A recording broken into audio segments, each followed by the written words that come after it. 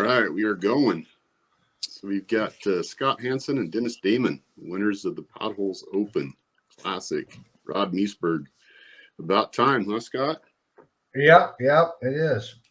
Yeah, we've had a couple good years. You know, we've been, I think, 3 top 10s, top 15, somewhere around there. Just couldn't seal the deal, but we've kind of found a few things these last few years, and we ended up trying to fish our 2020 waypoints, and that wasn't going on. So our 2019 waypoints really wasn't going on either. But we ended up, I think, 2018 waypoints was mostly our waypoints that were producing fish. Gotcha. Hey, will you do me a favor and either like slide back or because we've got like half of each of your faces. Yeah, I know. I know. We need you turn it sideways. Yeah. It's okay if you're further back away too. It's not going to hurt. Yeah. Anything. Can you still hear us? Okay. Oh yeah. Yeah, you're good. Yeah, that was kind of something. It's funny because Sunday, I saw Scott there at the dock and I was talking to him and, he was kind of saying the same thing. It's been a while, this and that and the other. And I said, well, it's probably going to be your turn. And sure enough, pulls out the win. So I told him afterwards, I said, that's got to be the key. If I just tell people they're going to win it and they're going to be on the podcast when they do, then, that's the secret sauce, right? I guess it helped. What do you think, Chad? You were my favorite, so I don't know what. So neither of us have talked about the tournaments. But I really, after your report, the week before, you did really well. I honestly thought you were going to be right up there, but obviously your bite fell apart. What Scott had on Saturday and Sunday was basically what we had the Friday and Saturday before that. And yeah. So were your spots just vacant of fish on tournament pretty much? I mean, you caught a few though. I remember you had you said you had a couple lost fish on the first day, didn't you? Yeah. Saturday we lost a big one. And it was, I don't know, man. I don't know what my tournament mojo's turned into. It's gone. I mean, it's like I told my partner, I said, I'm just going to quit pre-fishing because it seems like we do okay then. And then the tournament comes and we just can't get them. Yeah, and it's not like we didn't have the opportunities. I mean, we did. It was just Potholes is notorious for that, though, and you can figure something out because we pre-fished next to you the Friday before back in the dunes, and same thing. I mean, we caught a couple decent ones right there where you were, but those waypoints weren't producing the following week. Yeah. And, we saw you guys, as a matter of fact, we were fishing pretty much right next to Shelby. And, we saw the readers back there a couple times. So it wasn't like we weren't around fish. It was just, we either lost them or, there was a couple times I was casting and the back rod would go off and I'd just miss them. So. Yeah, they were short striking really bad on Sunday. Sunday. So on Sunday. Yeah, we made some serious adjustments on Sunday morning, and I think they're from about noon to 2:00. I think I caught 8 to 10 fish. Well, that's what you want to do. I mean, you guys pulled it out. It was funny because when you came in and I told you, I said, "Hey, congrats!" And you think we did it? I'm like, "Yeah, pretty sure." Like it was a winning bag. So. Yeah. What did you guys on Sunday? He had me worried there for a minute when we were coming off the dock, and I saw in his live well he had some nice fish on Sunday. That big one that he caught it within about 50 feet of us. Yeah.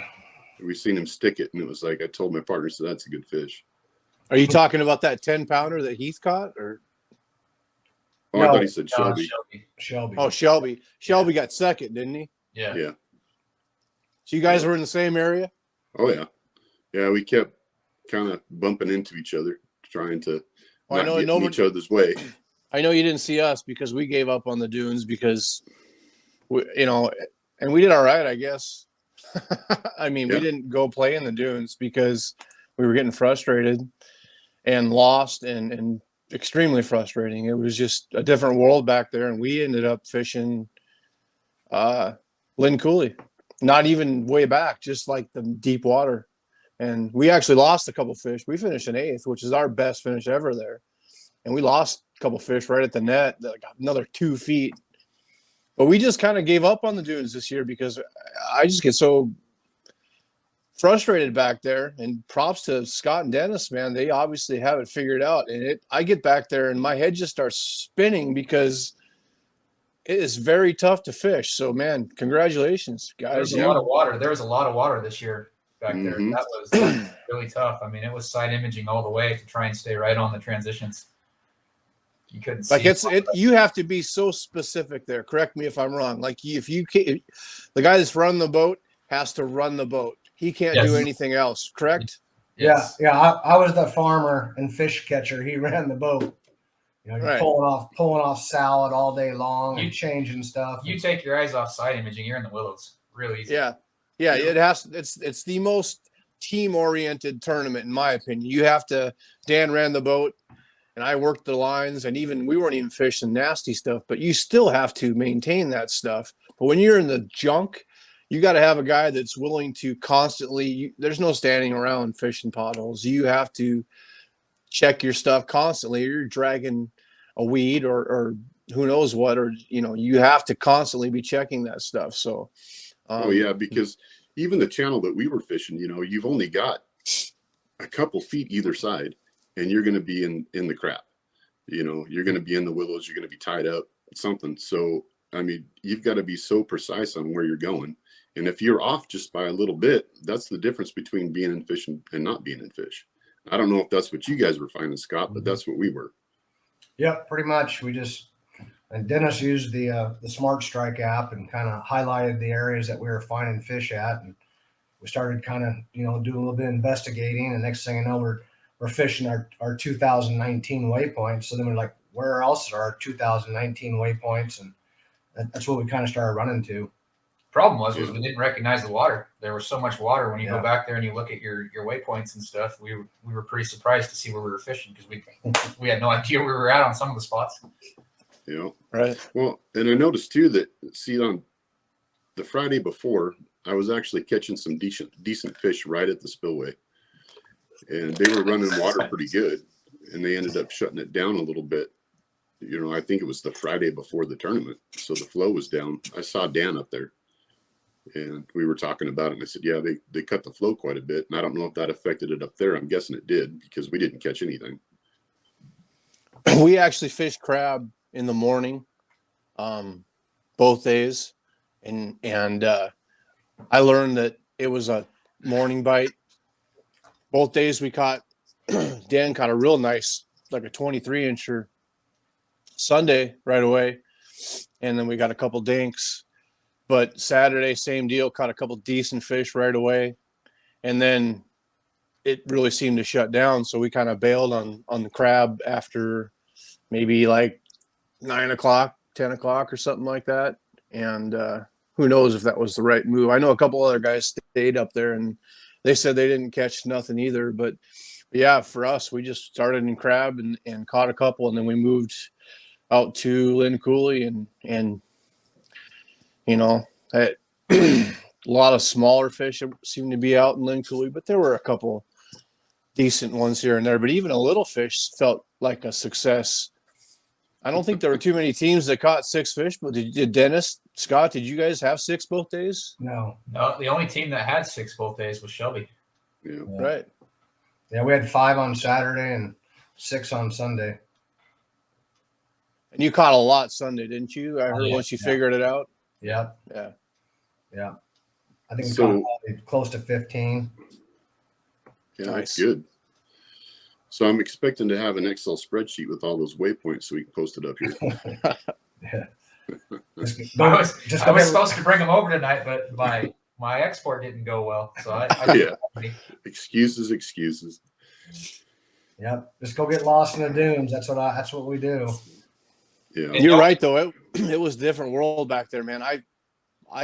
When I went back there a couple times, I'm like, oh my God, it looks so much different. I mean, they can be anywhere, and you literally had to find the right spot, and you guys obviously, or pattern, you guys obviously did. I completely gave up on it when I saw how much fishable water was back there. I'm like, man, I don't know this water good enough to spend a whole day out here and ram my head into stuff, you know. I think this is one of the few tournaments we fished that, you know, you didn't go into it with a presentation set in mind. I mean, we knew that we wanted a slow death hook or whatever, but we really ran 4 different things all the time. We never ran the same color across all 4 rods. I mean, we had at least one crank rod out, we had at least one slow death rig out, and we had, you know, a hard blade or whatever. We were running multiple stuff all day trying to figure it out. So do you guys do any casting at all? Nope. Nope. And what If did you see us find? casting, we're struggling. So what did you guys find for depth? What did you see they were hanging out in? It was about 12 foot. I'm going to say we pretty much focused on 12 foot, give or take, depending on where the weed lines were. It was more about being right on the edge of the weeds than the depth. But Yeah. But the previous Friday though was like 15 feet. yeah. So Yeah, our pre-fishing the weekend before was completely different than what we ended up doing Saturday and Sunday. Gotcha. See, the weekend before, I was finding most of mine in 10, and they were decent fish. And then, you know, it's funny too, because Friday I pulled into my main spot and popped 2 20-inchers. They were fat. So I got out of there, and that's the first place we hit Saturday morning. Yeah. And we got a nice one out of there, but then nothing but big crappie. I mean, we couldn't keep the big crappie off. Really? Like, yeah. I mean, dinner plate size. And I was like, okay, well, this isn't. Somebody else caught a huge crappie. I think Brian Bell did. Yeah, Brian caught it it looked like it was over 15 inches. Yeah, they were huge. But yeah, that's what we were finding. And then during the tournament, most of the stuff we were fishing is that 10 to 12 foot. You know, we were trying to find right on the edges of the weeds, and you know, trying to stay in a couple channels that we had. You know, Saturday wasn't bad, but yeah, Sunday it was a struggle fest. So far, all the tournaments for me has been that way. it's been a different year. I mean, everything's colder. I mean, we were looking at our books, and you know, the water temperature was the same like in 2019. That's what kind of threw us to our waypoints for 2019. But then, you know, Dennis would be driving along. I'd be like, why the hell we got a waypoint way out there? I said, why don't you scoot over to the left? And we start scooting over to the left, and like, oh, that's why we're not going over to the left. That's all willows. So you think we're comparable to 2019 right now as far as the water temps? I think so. Yeah. And that's a good subject you bring up too, because I don't know how many people do keep a journal. You know, that was something that I've always tried to do, at least whether it's a spreadsheet on the computer or just one of those journals you can get and you're writing stuff down. But that's a good key for people to key back to. You know, you go find exactly what water temperature you're fishing now and go back through the books and see what temperature, you know, the past years were. Yeah, I always export all my waypoints after a tournament, rename them, you know, kind of keep that up, clean them up to where I don't have 3,000 waypoints, and kind of use that as a book as well. Gotcha. That's good advice. So you guys were saying you weren't finding any particular color that was doing any good? The gold scale worked really good. I know we had a blue on in the afternoon, but you know, blue is notorious for largemouth. I think we caught every species there was on Sunday. I caught a 11.5-inch bluegill. Yeah. Couldn't believe it. Nice. Yeah, we had a couple of those too. Just the wrong color, wrong species. The bluegill out there are nuts, man. I mean, honestly, I wish somebody would put on a bluegill tournament out there. It would be a blast, man. Later in the year when they're sitting on the cribs, but there are huge bluegills out there. We caught a couple too. Did you guys find much as far as greenweed goes? Greenweed? Yeah. You know, if you got a long ways back in there, yeah, the ghost moss would get onto you. But I know you were talking about cabbage and stuff. We didn't really fishing around any cabbage like you've talked about in the past. I kind of sparked my interest to start looking for cabbage, like you were saying in the previous interviews. Yeah, that's the thing that we noticed too, is there wasn't a lot of it that was green. It was still pretty brown. But, you know, they were still, at least like I said, didn't pan out for us. You guys did the right thing, but we did find some that were within the cabbage. It was just, we couldn't put it together for the tournament. So, and, when I was watching Shelby, he was doing the same thing we were, and fishing a lot of the same cabbage. You get lanes of it. So you'd come across a nice channel, you get a lane of cabbage, and then it would drop off into some willows. You need to have some trees back in there. And like I said, it paid off for him. Yeah. One thing that we did find though is, deep water next to real close to the dunes seemed to help. Yeah. Yeah. And that's something we were talking about last time. You got the shallow side and the deep side. Yeah. If you can find that deep side, I don't know if that's something that is always the case, but it seemed to be the case generally during this tournament. You can find that deeper water with a little bit of weed growth on it, and that seems to pay off. Yeah. How did you guys do in 2019 then, since you reverting back to that year? I don't really remember. I think it was 15s. Some are middle of the pack, pretty much. That's kind of when we really started, paying attention, changing some of our stuff up, and dedicating more time to potholes because we always didn't really like potholes, kind of like you, Chad. I mean, it was always in the middle, and it used to always be a rush to Lynn Cooley, back in the early 2000s, and then after that, it's a rush to Crab Creek, and now it's pretty much a wide open wherever you can find it. I mean, everybody has different tactics. I mean, I know there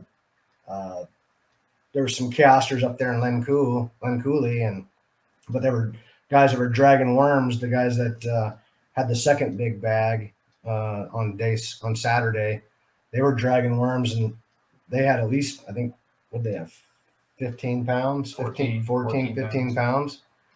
They're right next to the people that were casting. So going into the event, I thought it was going to be Lynn was going to be the area to fish when looking at the water levels and everything, just starting off before the pre-fishing. And we couldn't get much to go off in Lynn for us, just a couple small fish. We pretty much got rid of that area or that idea a day or two before the tournament. Did you guys have a pretty good feeling going into Saturday that you had a shot, or No, not really. We didn't have anything. We couldn't get a pattern together. I mean, it was we had spots that we wanted to fish, and we had ideas where we were going to go, but normally we could get a pattern together, and this year couldn't really establish a pattern at all. It just kind of sneaks up on you when it all comes together. And it's interesting because everybody had a different experience at potholes. On Saturday especially, we did okay in the morning like you guys did, and then there towards the afternoon, everything just kind of shut down. Where you talk to other guys, when that wind picked up, that was when it was good for them. I think Ron Charlton said he had an 18-pound bag day too, and I think they caught them all in a quick 45 minute. Good. I'm assuming they were casting into, like Lonnie was saying, they found some good cabbage and snap every cast. When we've all seen it, man, when those things fire, it's like, why can't you do this all day? Yeah. And I'm assuming that's what they ran into. As a matter of fact, Lonnie, I ran into that this weekend. I saw you out on Banks this weekend. Yep. Man, we were just like, this sucks, man. We weren't catching nothing. And then all of a sudden we had a 45-minute period where we're like, okay, what's going on? And then Sunday went back, nothing. Really? Do you think Banks is going to be a difficult one this year too? Or do you think that's going to fish better than Paul? I think it's going to fish like it. No, I don't. I don't think it's going to fish great. I really don't. It was pretty tough for us this week. Terry and I went out there and we fished pretty hard, and we did catch some decent fish, but it was a window of wind suddenly picking up and they were snapping. And I think it's kind of like every tournament we've had this year where the fish are just not chewing like you would hope. And then all of a sudden a window opens up and you seem to know, all right, we got to catch these fish right now. And then all of a sudden maybe an hour goes by and it's over. That's what we saw this weekend. It was the same type of, the water temps on Banks Lake compared to normal are down. Like we saw, like if you launched at North Banks, like Cooley Playland, You know, the water's like in the low 50s because of all the inflow pumping out of Roosevelt. But even if we went to like mid lake, we were at 54, 55. So it's behind like everything has been. Yeah, I think everything's behind about a month. I think you're right. Seems like it. I know that the warmest I saw was in the Punch Bowl, and it was like 58. Yep. Punch Bowl was 58, 59 in the Punch Bowl. A lot of weeds. You will not have a shortage of finding weeds, which can be bad if there's too many. You know, there's a certain level you want to have just little patches you can throw into, but probably better for the crankbait guys having tons of weeds versus a little patches of good weeds to cast into. But yeah, I don't know. It's 2 weeks away, so you got like to hope that it's going to be on fire. But it sure wasn't this weekend for us. We the biggest fish we caught was a 4-pounder. Caught a few 2-pounders and 3-pounders here and there, but didn't find any big fish and didn't find any consistent fish. Hit one fish here, and then we had that window of activity, and then it was over, and then we went back to catching a lot of smallmouth and largemouth. Even we caught a couple largemouth. Yeah, we pretty much concentrated in just 3 areas. You know, in the morning I had my wife and the in-law with me. So he wanted to go out and do a little fishing. So we picked up 2 decent fish and then dropped them off. And then I just went to cast them, and I was just covering some water that usually produces pretty good. And it was rough, man. Yeah. Well, I think there was definitely a window there. And other than that, it was tough. You got to be on the right spot at the right time when it's like that, it seems like. But it's got to get better, man. We need a tournament where we can actually go out and catch some fish. Well, you know, when we put the circuit together, we tried to change all the dates up, and we reached out to all you guys and tried to figure out when the best bite would be. But you know, with everything being 1 month late, it's kind of not actually been what we thought. I mean, yeah, there's nothing you can do about that. No. You can't put. No. You know, I actually like the new format, but just didn't work out as far as temperatures this year because in theory we should have been having some exciting tournaments, but it's the way it works out. Yeah, and I don't think I mean, you guys were on the right track as far as putting them where you did. You know, you can't predict what the weather's going to do, and it's just been a weird spring. Super cool spring. Like I live in Okanagan, and my career field is I don't like the heat because I have to take care of a lot of server rooms that get hot. And we have not had a day. I think tomorrow is supposed to hit 80 in Okanagan. We've had many Mays that we've had 90-degree stretches and even 100-degree day here and there. So tomorrow is like supposed to be our first 80-degree day, and it's June. So it's so far behind.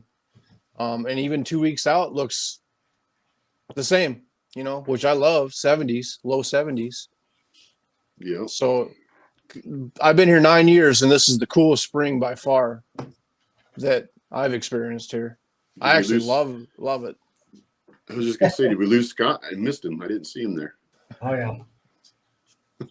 All right. So hey, talking about the whole tournament circuit, and you know, I know you and I kind of spoke a little bit as far as getting the entry, as far as people getting interested in it. You know, getting that up. You know, what are you guys' thoughts on that? You know, I don't know. I bounced it off of Jordan and kind of we kind of came to the agreement that, you know, we've tried all that in the previous past, and it really doesn't bring boat count.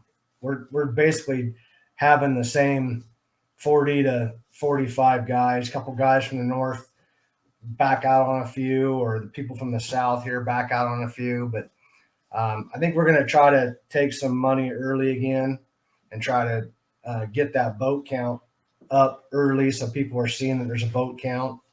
But as for, we have a meeting tomorrow. We meet, you know, once a month, and it's a group of about 10 of us that put all this together, and we kind of bounce ideas off and work that. But I don't know. I'll bounce off Jordan again and kind of see what we can do, and maybe pick your brain a little later on too. Well, what do you guys think maybe the causes as far as people not wanting to fish the tournaments? I mean, I know like Moses Lake this year, there was a lot of people that pre-fished it and said, the fishing's bad, we're not going to fish it. But it seems like the last 3-4 years, it's really dropped off. Yeah, I think there's a lot of older guys that have retired. Walleye fishing isn't as cool as Bassmasters, so you got a lot of younger guys that really don't fish for walleye. So that's one hard part, I think. It's bad timing right now too with how yeah. expensive it is. I mean, Right. you guys won the tournament and you probably didn't pocket a heck of a lot. Yeah, by the time you pay for camping and fuel and yeah. So the financial side right now is tough for a lot of people with families and kids. You got to check your priorities. So we're probably losing 10% of our field right there from that. At least 10%. See, I won't be donating my money this year to banks because of that reason. I've got 2 daughters that are graduating. Yep. They both happen to fall Yeah. right during the tournament. So yeah, that was the tough part for us trying to figure out how we do that, because Kettle is the 24th, and they already had their permits when we tried to pull them in for the AOI again. So we were like, well, you can't. We really don't want to have 2 tournaments a month. We want to try to go back to 1. So we might spread it out a little bit and skip the hot dog days of July and August or something. And yes, we got a bunch of ideas that we're going to try to do, and we'll see how it plays out. Sure. Yeah, and something I bounced off of you, and you guys can throw this around. We were thinking that if you were to take, let's say the top 3 teams in a tournament, so whoever places 1, 2, 3, if they get into that tournament the next year, then they would automatically get the 1st, 2nd, and 3rd spot, and then everybody else draws a number. That's kind of maybe something to get. I don't know. We were just throwing ideas around. Boat numbers. The first place automatically gets number 1 for boat draw for the next event. Yeah. And then everybody else draws a number. You'll know if they end up entering the tournament, so you know who it is. Yeah. I don't know. Just a thought. Sure. Yeah, we'll bounce it off the board and Jordan tomorrow. Excellent. Good. So what else is happening with it? For CRWA? Yeah. It's June, so we got to start talking about what we're going to do for next year, because permits are due July 1. We're having a tough time with getting help from the north. We can handle the ones down here, but logistically, just with banking and weighmasters and help like that, we really need the help from the north. So I know we're going to meet with Sam and Darren and Brandon a little bit, and hopefully them guys can try to help out. We're going to try to do like a CRWA north and south and try to have them guys coordinate the logistics, but we'll run everything through all of our accounts and our software and our tournament platforms.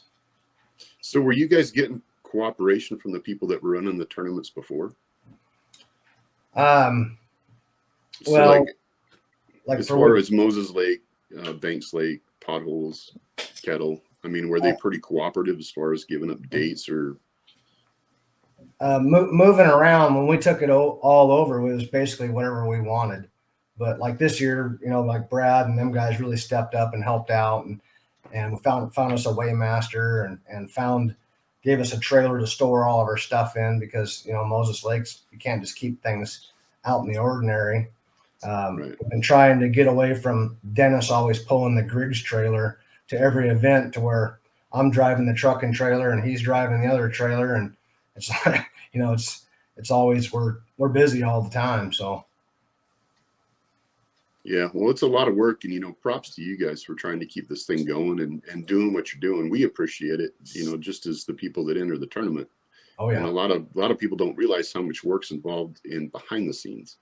Oh yeah, we meet all year long. We meet once a month all year long, and we're talking about banks and permits and boardmen this next meeting, because we're in banks the following weekend, and then we're back off to boardmen. So we're trying to look for some bigger sponsors, trying to entice people. But, even having a 10 grand guarantee last year, it really didn't bring anybody extra. So I'm not sure what needs to happen. The hard part is when people back out on a Thursday or Friday, when you have 50 people pre-fishing, you're like, okay, we're going to have a good tournament, and then next thing you know, people are backing out because it's tough or it's a tough bite. Well, it's a tough bite for everybody. I mean, you look at like Meredith. Meredith didn't even catch anything at Moses Lake on, I think, Friday or on Friday. And then he just turned it on Saturday or Sunday. I mean, so I don't know. Yeah. It's tough though, because when somebody backs out and everything just starts kind of fading away, this whole circuit will fade away.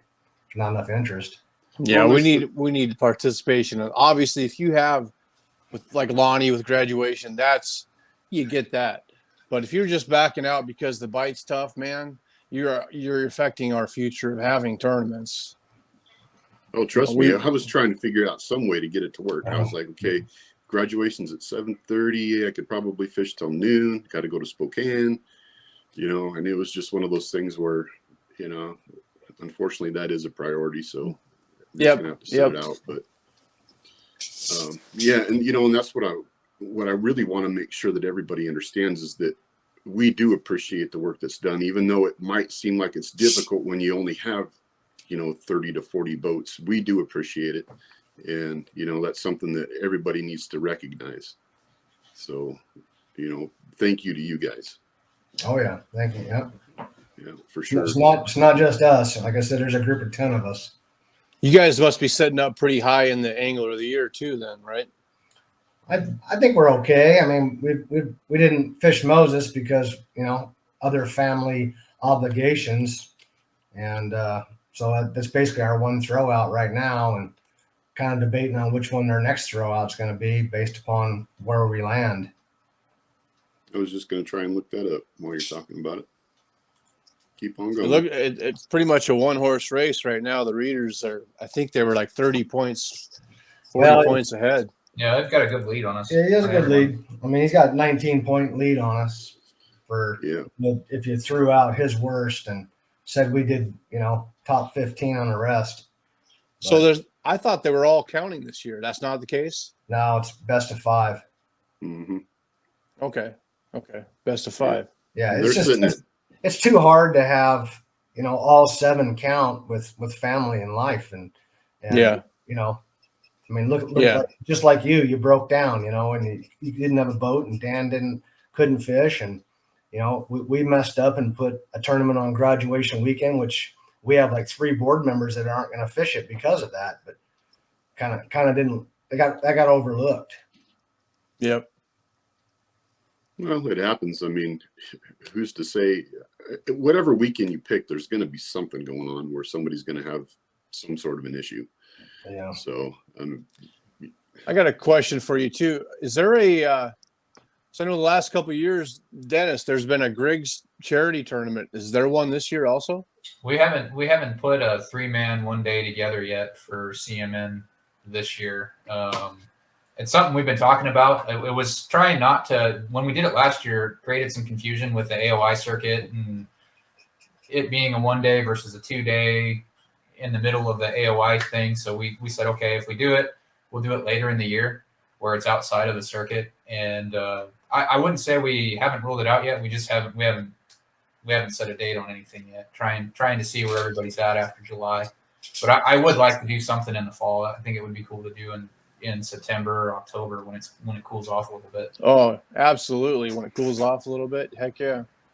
I'll be there. This is something that you had brought up too, Chad, in the past and I know it's difficult because, again, logistics, having to get people involved and volunteers and whatnot. But if you were to even do, 1 day pro-ams, so you've got, the Chad, me, you guys, even if it's a $200 entry fee, and the amateurs only paying $50 or $100, it might get the interest of some people that maybe don't fish the tournaments to come in and try it. And then who knows, they might be picking it up the next year.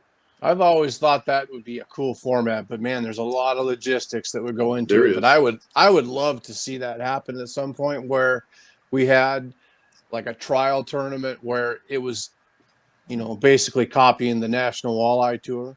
Make it a expensive entry for the pro, and then half or whatever quarter of the cost for the amateur, and but there are a lot of logistics, so I get the headaches involved. But man, it would be kind of cool to have, there's a lot of guys that I would like to fish with too in our group that, you fish with your buddy the whole time. You're like, man, I like to fish with Ron Charlton one time, it's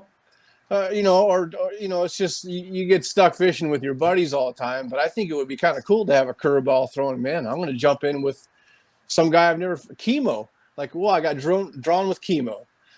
Right on. It's you fish with your buddies typically, and you continue that every year.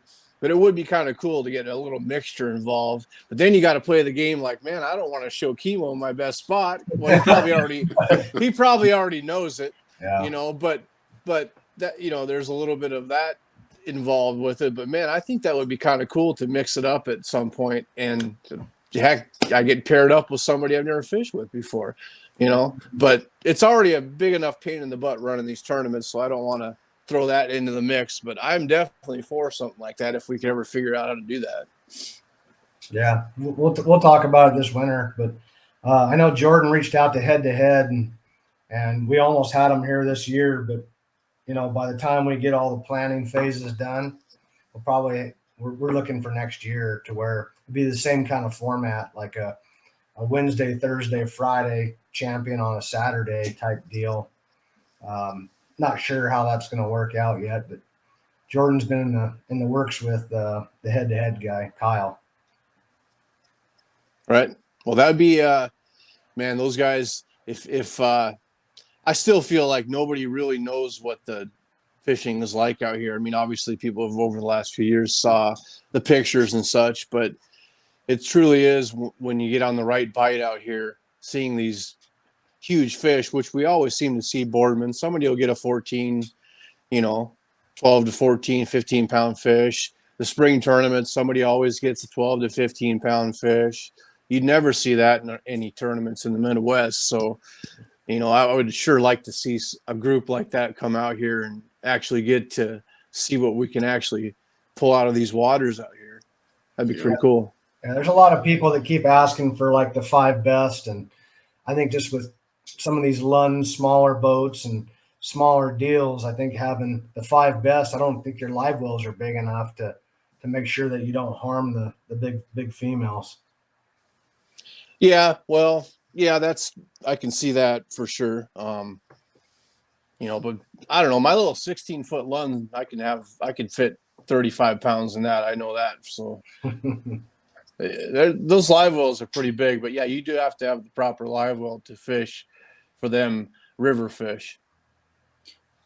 Well, and that kind of brings up another question for me, because if you look at, and I know again, it's been a weird spring, but if you look at the numbers as far as, Moses Lake and Potholes, and we'll see what Banks ends up doing, but the average fish is down, at least from what I've seen in the past. I mean, it used to be that you would have to have 50 pounds in order to be a winner at either one of those tournaments. I mean, we've weighed in 47 pounds at Potholes and been in 7th place.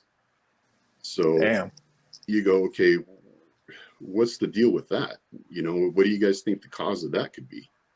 I think some of it's overfishing. Absolutely. I mean, there's a lot more pressure on the fish over the last 5-6 years. All the salmon guides aren't salmon fishing; they're walleye fishing guiding now, and then there's a lot more interest. I mean, Dennis sells, the walleye gear, and he can speak to how much walleye sales has gone up. Huge just in this area. You used to be able to go out to Bowie 30 and count maybe 10 boats. Now it's like 100, 150. It's nuts. I think there's a lot more guys night fishing for them now too. There's a lot of pressure on them at night. Absolutely. And without having any regulations or, stocking systems, we're seeing that right now. We're living in those times right now where we're seeing a depleted fishery, and there are ebb and flow in fisheries, but when you don't have any type of money put into the hatcheries that actually I'm hearing used to actually exist out here. Lonnie, you used to work with that. Oh, yeah. Didn't you say? I mean, it doesn't even happen anymore. Yeah. So now we're in an era where they don't do that, so the numbers have depleted, and more people are doing it, but the state won't recognize that and put any effort or money into enhancing the fishery. So it's tough times right now for the walleye. Yeah, Yeah. we've written letters to the state. And I've talked to the main regional guy. There's a guy that's actually from the east side that is the main guy, and he even understands that it's like 1.8 billion for the warm water and 1.1 million for the salmon. So they see it. It's just going to take slow change. Yeah, Well, and putting they used to limits back on wouldn't hurt. Well, and that's just it too. I mean, I understand that at one point in time, yeah, there was quite a few fish, but they didn't have to. I mean, they could have adjusted the regulations and not just left it at what it was. I mean, they could have done it for a few years and then restricted it back, because you go out and you see people that are catching, the 12-inch fish, and they're keeping 36 of them because they've got 4 or 5 people in the boat. It doesn't take long when you do that day after day. No. So, especially when you're not putting any back in. That's the thing. Yeah. In the Midwest, every state puts them. They have millions of dollars every year into putting them back in. That's the main problem, is we don't do that. We just expect them to magically reappear after every guide and every fisherman in the state just keeps pulling them out because there's no limits. Oh, they'll just magically come back. It's pretty frustrating, and nobody seems to listen to any of that. And we've seen, like Dennis was saying, the night fishing at Tri-Cities has blown up. 5 years ago, there was nobody out there at night, a couple guys. And then the last couple of years, obviously, it's gotten out. And I think a lot of those guys are hopefully understanding now, especially the importance of throwing some of them fish back. But there's always going to be a select few that don't care, and they're going to kill them all, whether they have the wrong outlook on these need to be removed because they're the problem. They're the reason there's no salmon. Kill them all. You're always going to have those guys, but the average fisherman, I think most of them are starting to realize, all right, you can keep a couple, but we got to start throwing, especially when the bite is on. There's no reason to fill your live well completely stock full of fish and let them get freezer burn in your freezer, especially when they're spawning. Let them do their thing. If you're going to go towards the keep side of the fishery, at least wait till they're spawning. There's a lot of guys say that argument doesn't make sense, but I think it does. At least let them spawn that last time before you decide to kill them all. But when they're fat, it drives me nuts seeing a big fat fish under a blade. I see that in the Midwest a lot too with certain people. But like I say, they have a restocking program. We don't. And it's all natural here.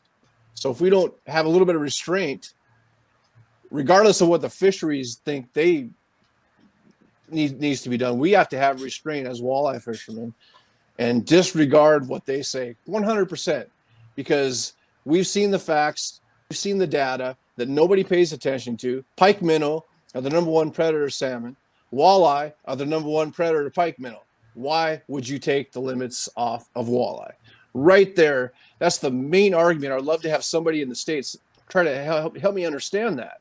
Like the number one predator that you pay millions of dollars every year at northernpikeminnow.com, you pay millions of dollars to people to kill these pike minnow when you have a walleye, which is the number one predator of pike minnow. Why wouldn't you put some sort of a limit on the number one predator of pike minnow? Obviously, walleye are going to eat salmon. They are going to eat them if they have that opportunity. If they have a stunned salmon for whatever reason, they're going to eat it. But their number one predator or priority is killing pike minnow. Mm-hmm. None of that data, they don't care about any of that. That's the most frustrating part. Who we need to have on here is Brian Henton. He's got a lot of intelligent information on Zimmerman report of the past, but it's just ignored, 100% ignored when faced with that data. I don't get it. Yeah, it's like we were really impressed when we went back and fished Mobridge for the Cabela's NWT last year. When we went back there, just how beautiful the launches were, and trying to understand how all of their money, you buy that $25 pass and all that money stays right there with the fishery. Well, where our governor, it's the general fund, and he doesn't get his tabs passed or his plates passed, and takes all the money at the end of the year, and there's really no surplus. I mean, there's talking to Bruce Baker, he's the guy that we all deal with, and I mean, he didn't even know if he even had a job in December or January. He's like, I'll get you the permit whenever I get back into the office or the budget is finalized. Well, and that's just it too. I mean, you look at everything that we've got as far as, your Discovery Pass, your $5 enhancement and all that stuff. It's like, okay, that was supposed to be set aside for improved access. Show me where the improved access is. I mean, when we went and launched pre-fishing out there at the state park, granted, I know they were busy, but they didn't even have somebody to come out and move the dock up. It was underwater. So you go, okay, come on, man. I mean, at some point in time, this stuff has got to get straightened out. I mean, it's lining the pockets of people that should not be involved with it at all. Yeah. They have no clue what we're dealing with out here. That money, who knows where that money is going? It's certainly not going towards the fisheries. Yeah, it makes it rough, man. And like you said, when you see the influx of fishermen, there's not a lack of funds. I mean, it's one of the biggest money makers that there is even within the country. I mean, if you look at how many billions of dollars are spent on fishing equipment and licenses, and I mean, it's insane. Yep. Yeah, we need, I don't know, I sure hope we see some changes, but man, what's it been 7 years now since they pulled the limits on the river? And we've all seen the decline on overall fishing. I mean, you're never going to completely kill off the fishery, but if you want guys to continue to spend money and buy boats and go out and fish for these things, there has to be something for them to go after. And without regulation, you're not going to see that. Yeah, it's a rough one, that's for sure. So just real quick, like I was going to read that list just in case some people don't see it for the Angler of the Year. You've got Reader and Reader in first place with $395. You got Heath Brown and Matt Brown, it looks like. Jacob Woods, Paul Bates, James Merith, the Jablonskis, and then Byron Rickert. And he's in 10th. So that's your top 10. Yeah. So 4 tournaments down, right? Let's see. Yeah. 4 tournaments down. Yeah. 3 to go. Yeah. I mean, there's room. I mean, you guys that are within striking distance, it only takes one good tournament from you and one bad from the other. Mm-hmm. You'll be right back up there. It's gonna be tough for anybody. Well, I guess I haven't really looked at what throwing out. I mean, we've only fished 3 tournaments, and I think we got 6th in one, 8th in one, and then like 18th in the other. And that doesn't sound terrible to me, but we're completely out of the picture. No, you're not out. I mean, I think you're 2 points behind us. I think that's it. Maybe 3 points. So you're just taking the worst finish out of what you fished and to make right. So it's going to be tough though. Jordan and his dad have been super consistent, top 10, and even might even say top 5 now for. Well, they won one, and I think they at 3rd and 1. I think all of us have been top 10, haven't they? I think you're right. Top 5. I think he's been in the top 5 on. Yeah, I mean, it doesn't matter what circuit group you're in. If somebody's getting top 5 every time, I mean, nobody's going to catch them. They're dialed in and working hard. I mean, and that doesn't come, and that success does not come naturally. Those guys are putting in the time to do that. So, props to them. I mean, being consistent like that's tough. It is, and that's why we need these guys to spill their secret sauce of what's going on here. Try to get Scott Dennis to do it, but hey, sometimes you just have to live with the fact that they're better at fishing than you are. Right. Oh, trust me. Sometimes I'm good with that. I've told you that many times. Sometimes that happens, man. You just look over at the boat next to you that's just cracking fish after fish, and you're out there with drool coming out of your corner of your mouth. I'm like, I swear I know how to do this. But sometimes you just get your butt kicked. Just wait till you're fishing a spot and you've been fishing a spot for a while. And Jordan comes over, gets in the boat real quick, comes over and fishes the same spot with you and goes, "Oh, there's a fish." And you go, "How did that happen? We've been here fishing this. How did that just happen?" It's a natural talent. It's crazy. Oh yeah. Yep. Yeah, for sure. Well, that's the way it was for us on Sunday out there. If something was going to go wrong, it was going to go wrong on Sunday. I couldn't, for whatever reason, my boat control was screwed up. I was getting snagged all the time. I was breaking stuff off. I mean, it was to the point where I felt like just taking one of those poles and breaking it over my knees. But I told my partner, I said, "Geez, here, take the control. I don't know what the hell I'm doing." So you just get one of those days every now and then. Yeah. And it's not a bad. I've done that too. There's some days where you can't. It just seems like you can't run the boat. Whether you're overcorrected and hand it off to the other guy, and whether he does something that happened at the start of this year. Actually, I'll tell it. Dan will probably kill me for it.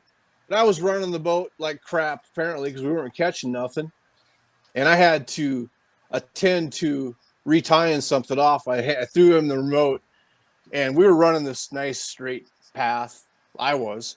He just veers off into nowhere land, and we catch like a 22.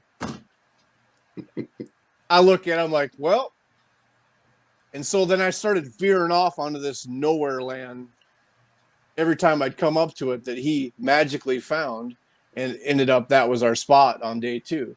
So, hey, man, sometimes handing the remote to the other guy and just saying, "I'm done," is a good thing to do because you never know how that's going to work out. Yeah. If you only see one person in the boat, you know why. Yeah. Well, but this year we got 5 trophies for the AOI. You know, a lot of guys wanted additional trophies. I know, Chad, I think you got 3rd last year. We got 4th. And a lot of guys wanted to have a little bit more trophies. So we're going to have 5 trophies this year for AOI. Was it last year? I don't even remember. I know I didn't get first. That's all I can remember. No, I think I was ahead of 1 point by you guys. I think you said. Yeah. July. We came back in July. Why don't you tell everybody what the AOI is going to include, in case people don't know? I think this year, I believe it's, is it 4,000? 4,000. I think it's 5. I think it's $5,000 Ranger package. So, Spokane Valley Marine, we typed up kind of how we're going to run the circuit and do some stuff and send it to Ranger. Dan pushed it through with Spokane Valley Marine and was able to get kind of a preliminary start. So we have a $5,000 Ranger package, which could be seats, could be gear, it could be a bunch of stuff. I'm not fully sure if it can be applied to a boat, but if someone's going to buy a boat, it'd probably be easier just to sell that certificate to that person that's going to buy a boat type deal. And hopefully next year it's better. We're going to try to change a few things up next year and get some different sponsors and try to continue to keep growing it. It's tough. So what happened with the one, was it last year or the year before, where it was the entry fees were paid? Did that not pan out, or? We haven't done that since 2017. Jeez, it's been that long? Yeah. Wow. Yeah. Shows you how my memory is. That's pretty much when I kind of started taking over, and I had about 30 guys at first, trying to reach out and build and try to figure out how we could start putting this on. Spalding and Meredith and Charlton.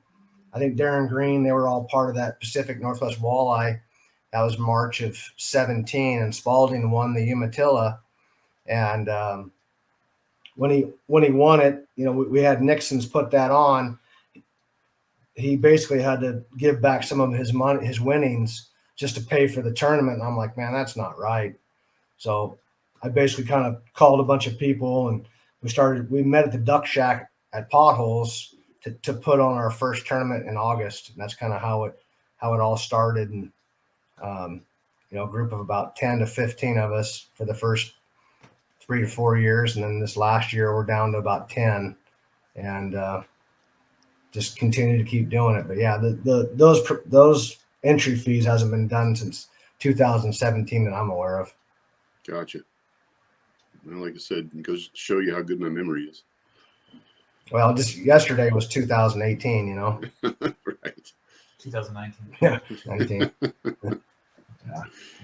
Well, if you guys ever want to come on, and if you got ideas or you got something coming up, just let us know, and we'll get you back on. We can talk about it. Is there anything else you wanted to go over? No, I just want to say thanks for putting this back on. I drive an hour and a half each way every day sometimes, and I know Chad had to convince you to put this back on, but it's nice to be able to listen to guys that I know are fishing our area and kind of listen to it a little bit. And everybody fishes differently, I know Chad and I we fish around. We seem to fish around each other a lot somehow. He's either deeper or I'm shallower. It's kind of nice to hear everybody's different thoughts. Well, good. I'm glad. It's one of those things where it would be nice if we could get a little bit more viewership, because it's kind of like you guys with your tournaments. It seems like it's down. So anything we can do as far as, you guys get it, when it comes up on there, share it out, make sure people know about it. And, that's the whole thing. It kind of makes me happy when I hear, like you guys say you're listening to it. And then Jordan had mentioned something about it where he had said he'd learned quite a bit from it. And so, that's what it's about. Mm-hmm. Yeah, we may not, this is never restarted to, I'm speaking for myself here, but there was never like, man, maybe we can make some money at this. That's not even part of it. It's talking about the tournaments and giving props to the guys that get, got their together and figured out how to win the tournament, giving them a little bit of spotlight, because it's hard to win a tournament, man. It doesn't matter if you're fishing against a bar league or the National Walleye Tour. It's tough to win a tournament, so it's kind of nice to have talk to the guys and get their ideas and who knows, mate, these guys have been doing good there, but at some point it may bring some more people into the tournaments, which is what we really want. But, somebody might look at this 2 years down the road, learn something from it, and go out and produce from it, so there's, to get big numbers. We got to talk to guys, this, Lonnie, we got to talk to guys from the Midwest, and that's fine. I love to talk to these guys, but I'd rather talk to Scott and Dennis, to be completely honest with you. I'd rather talk to these guys because they live out here, they fish out here. But if we want the big views and the hits, we got to get those guys back there and get their point of views. And we're going to do that. Lonnie's got some guys lined up for that. But I actually prefer talking to the guys out here that have actually, that I know that have done well, because, we're going to get the same regurgitated stuff from these big pros. In my opinion, they might throw something at us that we're surprised by, but they kind of say the same thing. Like Scott, I listen to a lot of that stuff too, man. I drive a long ways here and there, and I've probably listened to every damn podcast from John Hoyer, Corey Springle, Keith Cavias, Jason Shakurat, and they kind of say the same thing. Oh yeah, they do. And that's expected, and because you're talking to random people, consistently. Yeah, my whole point, when I first started this years ago, I always wanted to try and get one of them to come over here, and that was kind of one of my big pushes. Hey, you come out and fish the Columbia, this kind of thing. And, there's some people that they weren't able to do so because they couldn't secure the proper equipment. Yep. And that's a sad deal. It is. When we were in Mobridge last year, we were talking about the Columbia, being from this area, and we were talking to guys about it, and guys are aware. They hear about it, they know about it. We gave out phone numbers. We told them, don't even worry about the boats. Come out here. We have boats. Just come out and fish it. And it would be nice to continue to grow. And I think platforms like this really help our area. and really help raise the awareness of that world-class fishery that we have here in our backyard. Oh yeah, because it really only takes maybe one or two that, you know, they come out, they have success, and maybe they end up saying, hey, you know, maybe we should go out and host a tournament out there or something. Who knows? It's just, I know it's wild thoughts, but, you know, and that was kind of the thing I ran into, was the fact, you know, I gave a lot of information. Hey, just show up. I'll take you out. You know, I'll find somebody to take you out. Well, what kind of a boat are they running? Yep. Well, I can't run in that boat because my sponsors won't let me.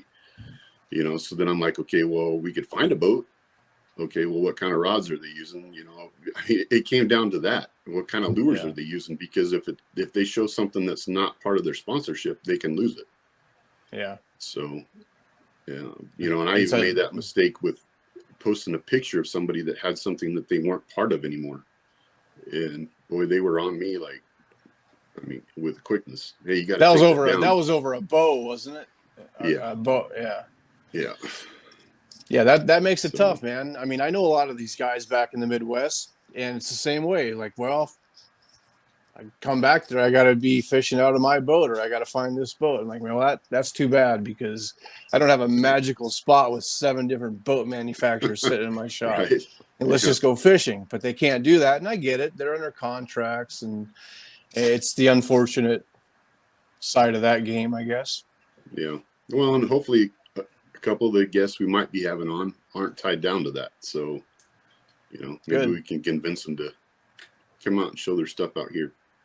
It's easy back there, but it's not so easy out here.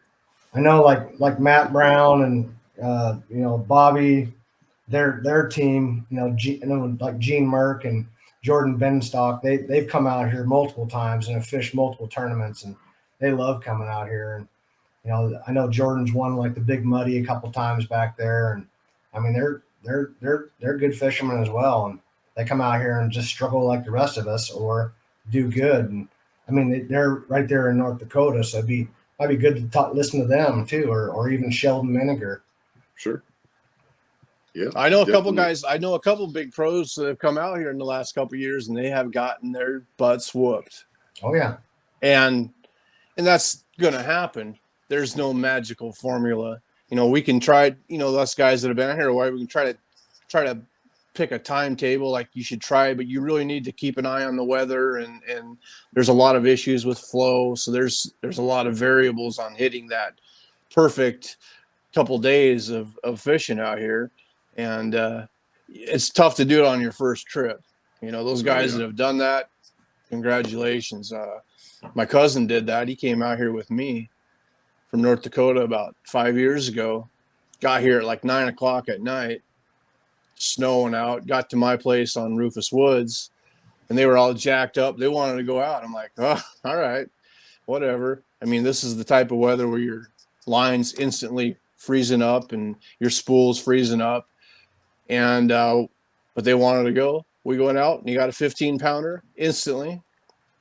It happens. You know, some people get real lucky that way, but it's I don't think that's the case anymore. I mean, it's definitely gotten a lot tougher out here to just come out and randomly get your 15-pounder. I know guys like Jake Hammer. He comes out here all the time. I don't think he's caught huge fish, and I know the thing is he puts the time in. I respect the guys that go out there and they put the time in like all night, and it's eventually going to happen. But it sometimes it takes a lot longer than others. Mm-hmm. Yeah, for sure. Well, let's wrap this up. Again, Scott, Dennis, congrats. You know, props to you guys for pulling that one out. That was a good tournament. And, you know, we appreciate everything you guys are doing. So please keep it up. You bet. Yeah. Well, all right, guys. Well, we'll talk to you later. We'll see you in a couple of weeks. Yep. See you in a couple of weeks. Hey, good luck at Banks. Yep. Thank you. Thank you. See ya. All right.